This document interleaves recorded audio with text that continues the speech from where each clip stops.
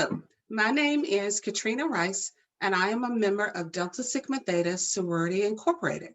I'm excited to read this special book to your class today. Our book is called Fairy Cornbread and was written by Arian T. Moore.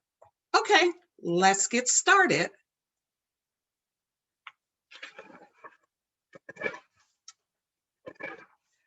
Tomorrow was Zoe's 6th birthday, and she could hardly wait to have pink cupcakes with glittery gold sprinkles, a bounce house, and face painting and pony rides.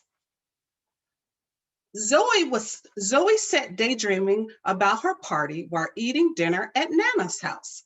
Nana made some of Zoe's favorite.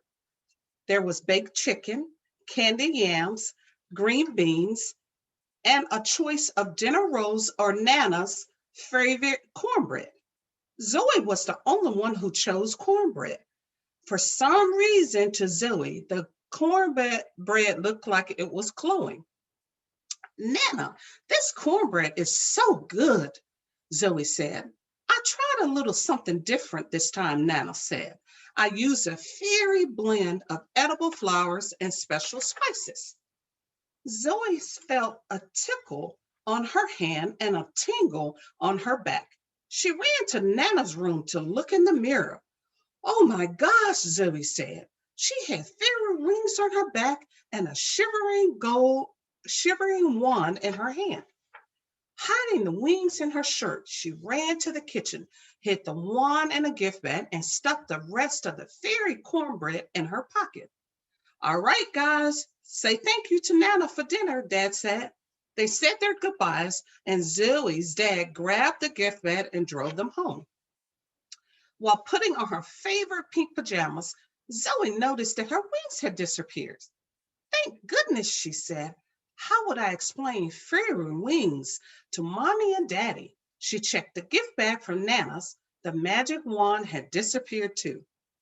After reading a book and saying prayers, Zoe's mom sent her brothers to their room with hugs and high fives, then tucked Zoe in her bed and gave her a big hug. You are super loved and super special, Zoe's mom said, placing a pink bonnet on Zoe's head.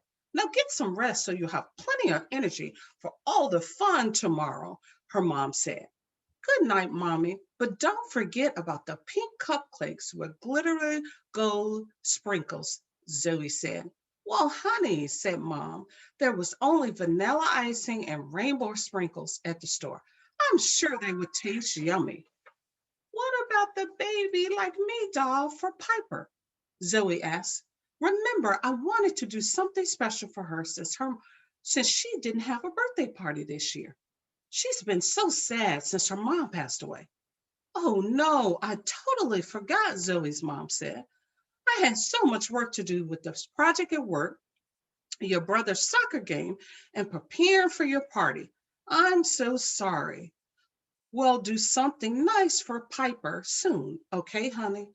Okay, Zoe said softly. Zoe wasn't sad for long. I can fix this problem. Easy peasy, she thought to herself, remembering she had the fairy cornbread she had stuffed in her pocket. She was too excited to sleep.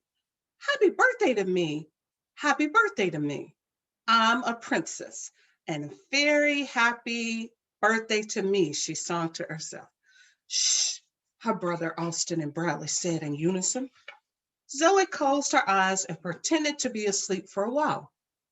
When it was quiet, she peeked into her brother's room to make sure they were asleep, tiptoed past her mom and dad's room, and ran down to the kitchen. Zoe pulled out the leftover fairy cornbread and took a small bite. She felt a tingle on her hand and a tickle on her hand and a tingle on her back. With her fairy wings and sparkly wand in hand and toe, she took down the vanilla icing and rainbow sprinkles from the cabinet, waved her wand, and just like that, she had perfectly baked cupcakes with pretty pink icing and glittery gold sprinkles. The kitchen was shimmering pink sparkling gold, and the sweet aroma of cupcakes filled the air. Just what I wanted, Zoe said. At the flicker of her wand, and the baby like me doll appeared on the counter, wrapped in a pink box and bow.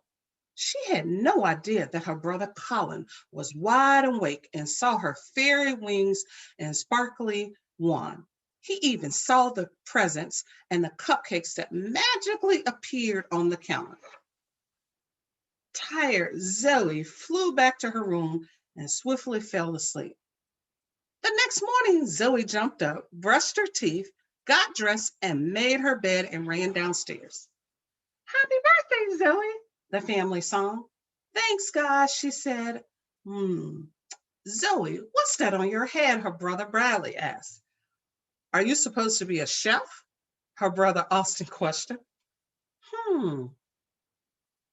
She said, patting her head. Oh, I forgot to take it off. It's my new bonnet, Zoe explained, removing it. Mommy said it will protect my hair and keep my puffs neat while I sleep. Her dad placed a tiara on her head, picked her up on his shoulders, and gave her a ride through the living room. Whee! Zoe squealed, smiling from ear to ear. I love you, baby girl, he said, gently placing her in her seat and kissing her on the forehead. How was your night, Zoe? Her mom asked. It was fantastic, Zoe said, smiling at the strawberry pancakes still steaming from the griddle. She waited patiently for her three brothers to pass the syrup. The weirdest thing happened, her mom began to explain. I came downstairs this morning, and there, sitting on the counter, were pink cupcakes with glittery gold sprinkles and a perfectly wrapped pink present. That's a terrific, super awesome mystery, Zoe said. Yeah, a mystery, all right, her brother Colin said sarcastically, but he didn't tell the secret. Later that afternoon, Zoe's mom was putting the final touches on the party table when ding dong, the doorbell rang. It was Piper. I love your hair, Piper said, admiring Zoe's puffs. Zoe and Piper hugged and ran to the backyard to get a head start on the fun. They went straight for the castle bounce house.